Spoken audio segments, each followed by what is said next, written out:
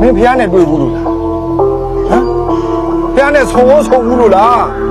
တွေ့ဘူးတယ်ဆုံဘူးတယ်ထားပါဦးကွာကမင်းမမိလို့လားပြူပြီးတော့တကယ်တီးထားတာကအဲ့ဒါဘုရားမဟုတ်ဘူးဗျာဆင်းလူကြီးရုပ်ပွားတော်တွေဆင်းလူတွေအဲ့ဒါဆင်းလူတွေဟဲ့မင်းရုပ်ပွားတော်တွေကိုအာယုံပြုတယ်ပဲထားပါတော့ဘယ်ရုပ်ပွားတော်တို့ဘာများမှုလဲအလိုတော်ပြည့်လားပရမများမြဲရှင်ဟမ်အဲ့ဒီဆင်းလူတွေရောတဆူနဲ့တဆူရောတူရဲ့လားမင်းမြဲမြဲမှတ်ထားပုံတော်ကိုအာယုံမပြုတ်ရဘူးဒါမှတွေ့လားဘုံတော်ကိုအာယုံပြုတ်အရဟံ1500ကိလေသာတို့မှာဝေးကွာတော်မူသောမြတ်စွာဘုရားအရဟံလူနဲ့မြမတ္တဝါအပေါင်းတို့ပူဇော်ဥခိုက်ခြင်းကိုခံတော်မူထိုက်တော်မြတ်စွာဘုရားဆိုပြီးဓမ္မတက်တဲ့အာယုံပြုရတယ်ကိုယ်